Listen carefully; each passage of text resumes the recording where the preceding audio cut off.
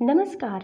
जय हिंद, जय भारत। मैं रोश चौहान आप सभी का अपने YouTube चैनल पर बहुत बहुत स्वागत करती हूँ। आज हम NCERT CBSE सामाजिक विज्ञान से संसाधन एवं विकास कक्षा 8 के लिए भूगोल की पाठ्य पुस्तक से अध्याय 2 इट मीन्स चैप्टर 2 की भूमि, मृदा, जल, प्राकृतिक वनस्पति और वन्य जीवन संसाधन को अच्छे से पढ़ेंगे, समझेंगे और बारीकियों से जानेंगे। यह वीडियो चैप्टर का पार्ट 1 होगा जिसमें हम भूमि लैंड के बारे में पढ़ेंगे। ओके, इस चैप्टर को और भी अच्छे से समझने के लिए चलिए आज हम माम्बा और पीटर की स्टोरी देखेंगे। चलिए पहले हम माम्बा की कहानी देखते हैं और सुनते हैं, फिर हम पीटर की कहानी को भी देखेंगे और सुनेंगे।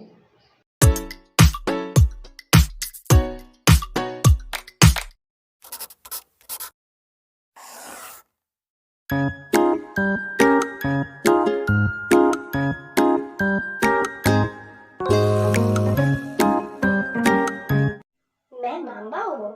अफ्रीका में तंजानिया के एक छोटे गांव में मैं रहती हूँ। मैं पानी लाने के लिए शीघ्र उठ जाती हूँ। मुझे पानी लाने के लिए काफी दूर जाना पड़ता है। लौटने में कुछ घंटों का वक्त लग जाता है। उसके उपरांत मैं घर के कार्य में अपनी माँ की मदद करती हूँ। अपने भाइयों की बकरियों की देखभाल में मदद करती हूँ। मेरे पूरे परिवार के पास एक छोटी झोपड़ी के चारों ओर चट्टानी भूमि का एक भाग है। मेरे पिता कठिन परिश्रम के बाद कुछ मक्का और सेमिया मात्र उगा सकते हैं, फिर भी यह हमारे परिवार के साल भर के खाने के लिए पर्याप्त नहीं है। हेलो, मैं पीटर हूँ। मैं न्यूजीलैंड के भेड़ पालन प्रदेश के मध्यवर्ती भाग में रहता हूँ। वहाँ मेरा परिवार ऊन प्रक्रमण करने का कारखाना चलाता है। हर रोज जब मैं स्कूल से लौटता हूँ, मैं अपने चाचा को भेड़ों की देखभाल करते हुए देखता हूँ। उनका भेड़ों का बाड़ा कुछ दूरी पर पहाड़ियों से लगे हुए एक विस्तृत घास के मैदान पर स्थित है। वहाँ नवीनतम प्रौद्योगिकी का उपयोग करते हुए न एक वैज्ञानिक विधि से इसका प्रबंध किया जाता है। हमारा परिवार पूर्ण रूप से जैविक कृषि द्वारा सब्जियां भी उगाता है। माम्बा और पीटर विश्व के दो विभिन्न स्थानों में रहते हैं और उनके जीवन व्यतीत करने में बहुत अंतर है। यह विभिन्नता भूमि की गुणवत्ता, मृदा, जल, प्राकृतिक वनस्पति, प्राणियों और प्रौद्योगिकी के उपयोग की भिन्नता के कारण है। इन स्थानों का एक दूसरे से भिन्न होने का मुख्य कारण इस प्रकार के संसाधनों की उपलब्धता है। यहाँ पर जैसे कि हमने अभी माम्बा और पीटर दोनों की स्टोरी को देखा, समझा, जाना, साथ ही साथ हमने इन दोनों की स्टोरी में आए अंतरों को भी जाना। वो अंतर किस कारण? रीज़न है लैंड, भूमि।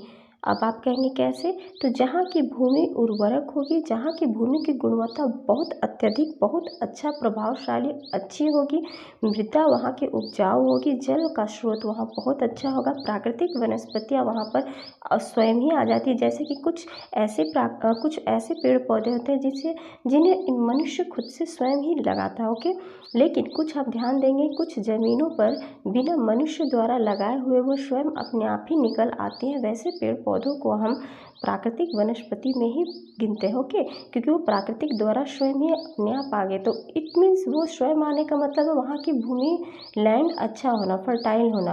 प्राणी जो लिविंग बींग्स है और प्रौद्योगिकी जो टेक्नोलॉजी का, इन सब का जहाँ पर उपयोग होता है और जहाँ ये सब होते हैं वहाँ का जीवन शैली बहुत ही ज़्यादा अच्छा होता है, बिल्कुल पीटर की तरह। तो यही माम्बा और पीटर की स्टोरी में इन सब का न होने से ही माम्बा और उसके परिवार को इतनी ज़्यादा परेशानियों का सामना करना पड़ा। यदि ये सारी संसाधन माम्बा के लाइफ में भी होती, माम्बा की भी जीवन शैली में होती, तो आज माम्बा भी स्कूल जा रही होती और उनकी भी जीवन, उनके भी फैमिली, सभी का जीवन बहुत ही अच्छे से हो रहा होता। क्या आप जानते हैं विश्व की 90% जनसंख्या भूमि क्षेत्र के 30% भाग पर ही रहती है। शेष 70% भूमि पर या तो विरल जनसंख्या है या वह निर्जन है। इट मीन्स कहने का तात्पर्य यह है कि 90% हमारे पास जो जनसंख्या भूमि है उनमें हम सिर्फ और सिर्फ 30% ही जनसंख्या भूमि पर रहते हैं। रीज़न यह है कि बाकी जो भूमि बची हुई है उन भागों पर या तो बहुत बड़े बड़े पर्वत है, पहाड़ है, मरुस्थलीय जगह है, या तो फिर वो लैंड बर्फीली ज़मीन है, समुद्र है, जंगल झाड़ी, या फिर ऐसी जगह है या बंजर ज़मीन है जहाँ पर रहने लायक या फिर कुछ भी कार्य करने लायक नहीं है। इसलिए हमारे पास सिर्फ और सिर्फ 30% ही भाग है ऐसी भूमि जिनमें हम सब रह सकते हैं।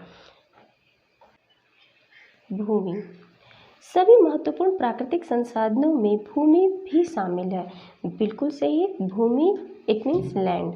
हम जानते हैं कि हमारे पास जो जितने भी नेचुरल रिसोर्सेज है वो सारी की सारी महत्वपूर्ण होती हैं। उनमें से सबसे महत्वपूर्ण में हमारे लैंड भी, भूमि भी शामिल है। लैंड रिसोर्सेज भी हमारे लिए बहुत ही महत्वपूर्ण रखता है। भूपृष्ठ के कुल क्षेत्रफल का लगभग 30% भाग भूमि है। यही नहीं, इस थोड़े से प्रतिशत के भी सभी भाग आवास योग्य नहीं है। बिल्कुल सही, अभी हमने पढ़ा ना भूपृष्ठ। अब ये भूपृष्ठ क्या होता है, भूपृष्ठ किसे कहते हैं? पृथ्वी के पृष्ठ का कोई भाग जो जलाच्छादित नहीं हो भूमि कहलाता है। भूमि का अभिप्राय धरातल से होता है ना। इसके संघटक मृदा, वनस्पति, भू आकृति, पृष्ठ सभी लक्षण होते हैं। और भूमि का आर्थिक वस्तु होता है, इसका मूल्य होता है जिसका स्वामी क्रय विक्रय किया जाता है। और सबसे बड़ी बात कि भूमि के राष्ट्र अमूल्य संपदा हम सबके लिए। तो भूमि इट मीन्स सरफेस, जो हमारा पृथ्वी का ऊपरी सिरा होता है जिन्हें हम कहते हैं।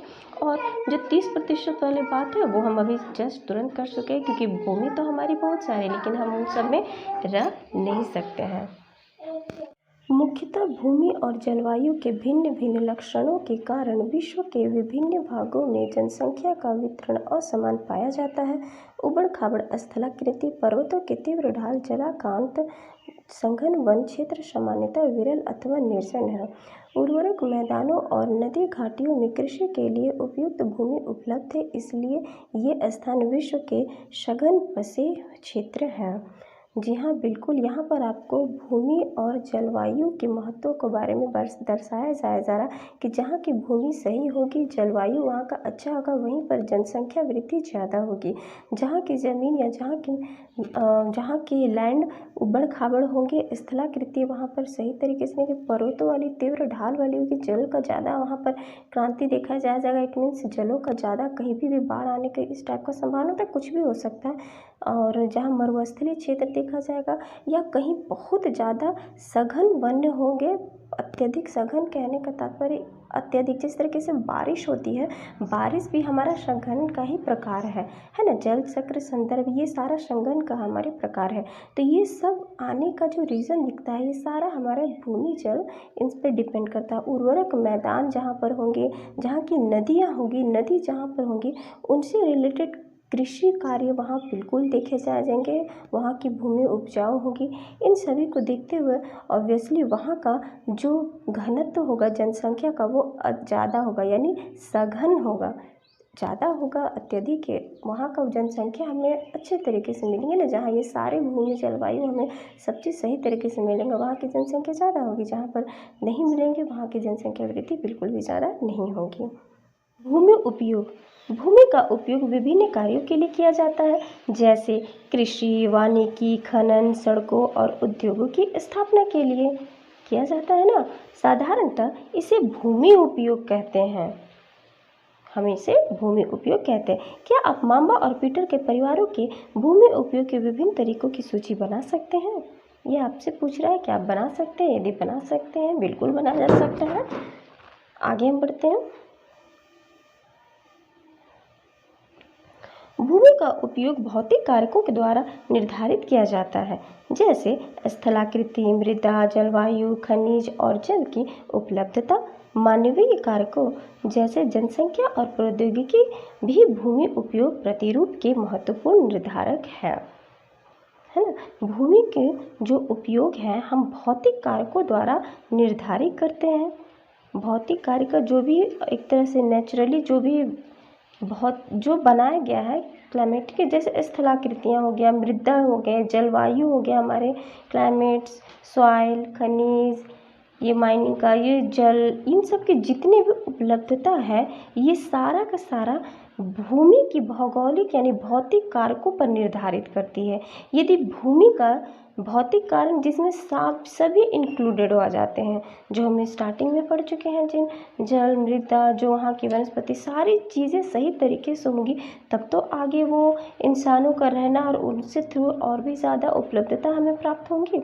यदि उनमें से बहुत सारी चीज़ें सही तरीके से नहीं होंगी, जैसे मांबा की स्टोरी में जल का वहाँ पर ना होना, मृदा कैसी होनी, मिट्टी का वहाँ सही तरीके से उर्वरक ना होना, वहाँ का लैंड हमने देखा फर्टाइल नहीं था, तो इन सब चीज़ों में जब वहाँ का खनिज नहीं, क्योंकि हमारे लिए देखिए माय फ्रेंड्स, सभी चीज़ें इंपॉर्टेंट रोल रखती है। यदि हम जिस लैंड पे रहते हैं, उस लैंड की मृदा से लेकर के जल की व्यवस्था होनी चाहिए, मृदा सही होनी चाहिए, उसमें हम अनाज क्रॉप्स वगैरह कर सकें, जल की वहाँ पर उपलब्धता होनी चाहिए। इट मीन्स नदी, नहर या फिर जो भी कहिए तालाब, कुछ न कुछ पानी का सोर्स वहाँ आसपास होना चाहिए।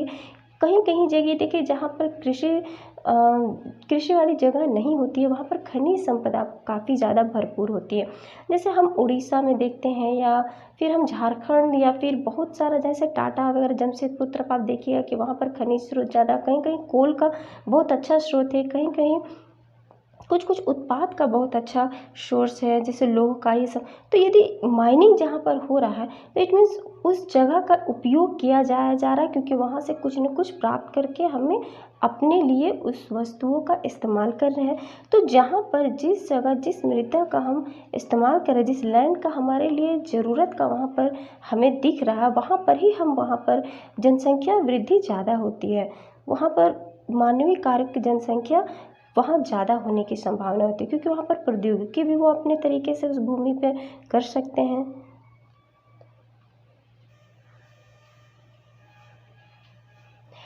स्वामित्व के आधार पर भूमि को निजी भूमि और सामुदायिक भूमि में बांटा जा सकता है। निजी भूमि व्यक्तियों के स्वामित्व में होता है, जबकि सामुदायिक भूमि समुदाय के स्वामित्व में होता है। सामान्य रूप से इसका उपयोग समुदाय के संबंधित व्यक्तियों के लिए किया जाता है, जैसे चारा, फलों, नट और औषधीय बूटी के एकत्रित करने में इस सामुदायिक भूमि को साझा संपत्ति संसाधन भी कहते हैं, है ना। यहाँ पर आपको एक निजी भूमि और दूसरा समुदाय भूमि के बारे में दर्शाया गया है। अब ये निजी भूमि और सामुदायिक भूमि किसे कहते हैं? तो निजी भूमि कहने का तात्पर्य माय फ्रेंड्स, ऐसा जो व्यक्तियों के स्वामित्व में होता हो, है ना, व्यक्तियों के जो छोटे छोटे, तो एक निजी जो अपना पर्सनल हो, कुछ व्यक्तियों के स्वामित्व, उसका स्वामी खुद का हो। और सामुदायिक भूमि कहने का तात्पर्य यह आपके स्थानीय लोगों द्वारा हो, जो लंबे समय से, जैसे कि खरीदा, संचालित या धारण उपयोग, इस तरीके से जो भूमि सामुदायिक भूमि में आता है, यह एक ऐसा सामुदायिक संगठन को मतलब संदर्भित करता है, जो जमीन के टुकड़े या मालिक का मतलब खुद का वो मालिक होता है, जमीन का टुकड़ा का, है ना, वो सामुदायिक रूप से होता है और उससे संबंधित सदस्यों के माध्यम के थ्रू वो अपने सदस्यों के बीच वितरित करता है, उनको बांटता है। एक एग्जाम्पल जैसे कब्रिस्तान, है ना, कब्रिस्तान का वहाँ का जब वो भूमि का जो टुकड़ा है, वो उसके स्वामी तो कोई ना कोई तो होंगे, लेकिन वहाँ का जो ज़मीन का इस्तेमाल होता है वो एक व्यक्ति में नहीं होता है, वो काफ़ी व्यक्तियों में सबका इक्वल वहाँ पर अपना एक मतलब अपना एक दायित्व होता है, अपना वो कर सकता है उसमें, है ना। तो वो एक सामुदायिक भूमि के अंदर आता है। और निजी भूमि में एक अपना पर्सनल व्यक्ति जो अपने और अपने सिर्फ कुछ लोगों का स्वामित्व का वो होता है, ये आपको इसमें बताया जा रहा है। इन्हें हम सामुदायिक भूमि जिसे साझा संपत्ति संसाधन भी कहते हैं। जनसंख्या और उनकी मांग सदैव बढ़ती रहती है, लेकिन भूमि की उपलब्धता सीमित है। बिल्कुल सही। स्थानीय के अनुसार भूमि की गुणवत्ता में अंतर होता है। लोगों के सामुदायिक भूमि पर व्यापारिक क्षेत्र बनाने, नागरिक क्षेत्रों में घर बनाने और ग्रामीण क्षेत्रों में कृषि योग्य भूमि का विस्तार करने के लिए अनाधिकृत हस्तक्षेप करना शुरू कर दिया है। आज भूमि उपयोग प्रतिरूप में व्यापक परिवर्तन हमारे समाज में संस्कृति परिवर्तनों को दर्शाते हैं। वर्तमान में कृषि और निर्माण संबंधी गतिविधियों में प्रसार के कारण निम्नीकरण, भूस्खलन, मृदा अपरदन, मरुस्थलीकरण पर्यावरण के लिए प्रमुख खतरा है। जी हाँ, यहाँ पर आपको बताया जा रहा है जैसे जनसंख्या और उसकी मांग, ये तो सदैव बढ़ती जा रही है। देखिए हमारे पास भूमि जो है वो सीमित है, जैसा हमने स्टार्टिंग में पढ़ा 30% ही भाग हमारी भूमि का लैंड है जिसमें हम रह सकते हैं, क्योंकि बाकी 70% भूमि तो है लेकिन वो रहने लायक नहीं है ना। तो वो रहने लायक नहीं है और हम सिर्फ और सिर्फ 30% भूमि एक तरह से सीमित हो गया ना, वो ज़्यादा बढ़ नहीं सकता है, वो वहाँ तक है। लेकिन जनसंख्या सीमित नहीं है, जनसंख्या जो है वो बढ़ता जा रहा है निरंतर, आगे भी बढ़ता रहेगा। तो एक तरह से वो भूमि तो सीमित है और जनसंख्या असीमित है। तो वही आपको यहाँ बताया जा रहा है कि स्थान के अनुसार भूमि की गुणवत्ता में अंतर हो जाता है और लोगों के सामुदायिक भूमि, व्यापारिक भूमि बनने में भी, नगरीय क्षेत्र, ये सभी चीज़ों को, ग्रामीण क्षेत्र, ये सभी चीज़ों को देखने में हस्तकला कृत्य होने में काफ़ी ज़्यादा ये बताता है। और आज भूमि की उपयोगिता तो और भी ज़्यादा बढ़ गई है पहले के मुकाबले में। वर्तमान में कृषि का निर्माण, यहाँ पर देखिए आपको एक बहुत अच्छा चित्र दिया गया है। चित्र 1, चित्र 2, थर्ड, फोर्थ, 4 भागों में बताया गया है और यहाँ भूमि उपयोग के समय के अनुसार परिवर्तन करके ये आपको दर्शाया गया है। चित्र 1 में हमें यह देखने को मिल रहा है कि चित्र 1 में हम ध्यान देंगे तो वहाँ पर आप ध्यान से देखिएगा तो यहाँ पर बहुत सिंपल सिटी, यहाँ पर आप भूमि की देखिए, यहाँ का विस्तार देखिए, ये काफ़ी ज़्यादा खाली खाली आपको दिखेगा। यहाँ कृषि हो रही है, नॉर्मल छोटे छोटे झोपड़ी। पहले का जो घर होता था सिर्फ ज़रूरत के अनुसार होती थी, एक रूम बस हमारे रहने, सिर्फ सोने, नाइट स्टे करने के लिए और दिन में ज़रूरत के टाइम पे खा पी कर आराम करने के लिए। बस लोग अपने सिर्फ ज़रूरत के हिसाब से उतना ही रखते थे शॉर्ट। सेकेंड फिगर में हम देखेंगे कि यहाँ पर आने जाने का रास्ता थोड़ा सा बढ़ गया है ना। और थोड़े से घर का अमाउंट देखिए आप, पहले से जनसंख्या जैसे जैसे धीरे धीरे बढ़ गई है और थोड़ा सा डेवलपमेंट, पहले चित्र के द्वारा दूसरे चित्र में डेवलपमेंट आया है और ग्रोथ भी हुआ है। और यहाँ पर आप थर्ड चित्र में देखिएगा तो दोनों चित्र से, पहला और दूसरा, दोनों चित्र के मुकाबले में आप तीसरे चित्र में पाएंगे कि यहाँ पर आपको जनसंख्या वृद्धि का क्लियर दिख रहा है कि पहले से, और यहाँ घनत्व बढ़ता जा रहा है जिसकी वजह से जमीन का घनत्व घटता जा रहा है, लोगों का बढ़ रहा है, जमीन का घट रहा है। यहाँ पर देखिए कृषि भी कम हो गया है और यहाँ का जो वातावरण, पेड़ पौधों, ये सब भी कम हो रहे हैं। और वहाँ का जगह पर आप देखेंगे रोड का विस्तार या फिर ये घरों का विस्तार कितना ज़्यादा बढ़ रहा है। और चौथे फिगर में तो आप क्लियर देख सकते हैं कि यहाँ पर देखिए आप क्या स्थिति हो गया है भूमि का। यहाँ पर जनसंख्या वृद्धि बहुत ज़्यादा बढ़ने की वजह से, क्योंकि भूमि तो सीमित है ना और वहाँ की जनसंख्या बढ़ेगी तो वहाँ रहने लायक सारी व्यवस्था भी चाहिए, रोड भी चाहिए, पार्किंग भी चाहिए, बिल्डिंग्स के लिए, लोगों के रहने के लिए, आने जाने के लिए, हर वो व्यवस्था चाहिए ना, तो उसके लिए तो वो थोड़ा घटेगी ना। नेक्स्ट, भूमि संसाधन का संरक्षण।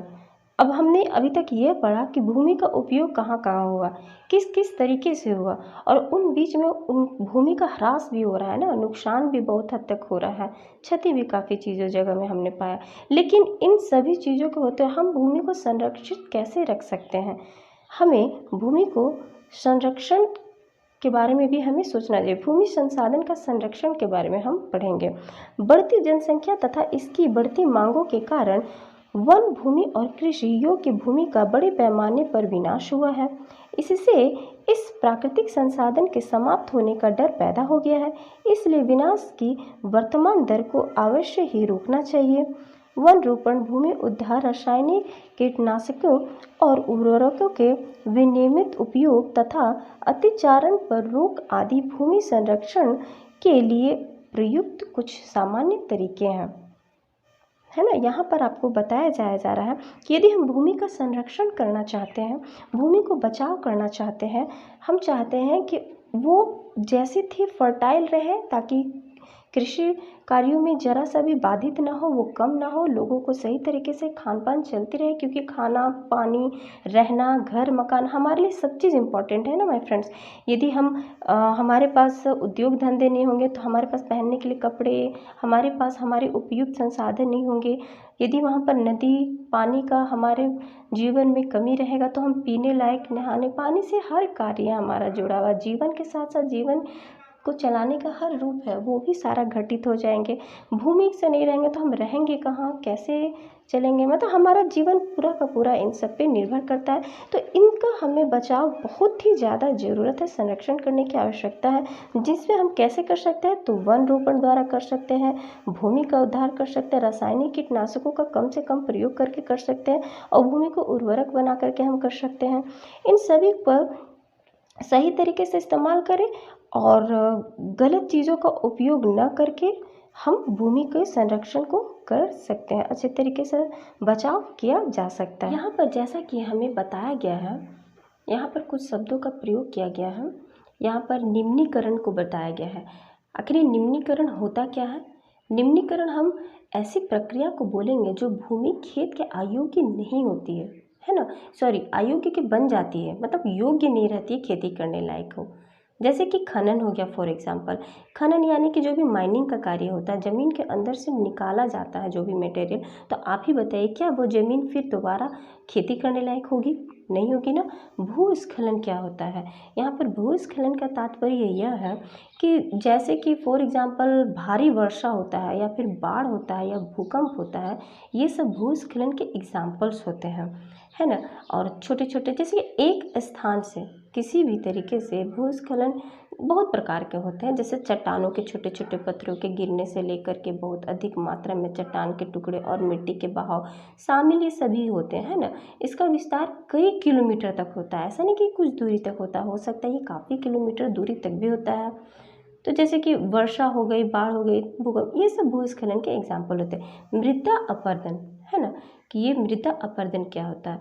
तो मृदा अपरदन कहने का तात्पर्य होता है कि जैसे भूमि का जो ऊपरी सतह होता है ना, पानी या हवा के कारण एक जगह से दूसरी जगह जब चली जाती है तो उसे मृदा अपरदन कहते हैं, है ना। ये मिट्टी का कटाव कहते हैं, मिट्टी का कट जाना, ऊपरी मिट्टी का कटाव होता है। जैसे कि ये होता क्यों, क्या कारण है? जैसे जंगलों की कटाई हो गई, बाढ़ आ गया, या फिर वनों में आग लग गया, कृषि करने के वैज्ञानिक तरीके जो आजकल है, इन सब चीज़ों के कारण मृदा अपरदन होता है। एक है मरुस्थलीकरण, है ना। मरुस्थलीकरण क्या होता है? तो ये ज़मीन के खराब होकर अनुपजाऊ हो जाने की ऐसी प्रक्रिया को हम कहते हैं।